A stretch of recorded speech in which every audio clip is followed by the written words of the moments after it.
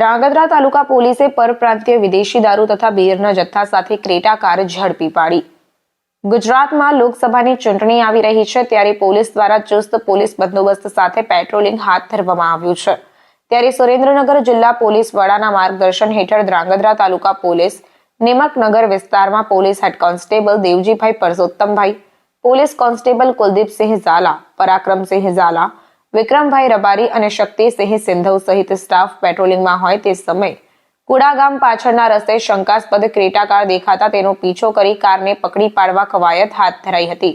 ત્યારે કાર ચાલકે બાવળની ઝાડીમાં કારને રેઢી મૂકી નાસી ગયો હતો।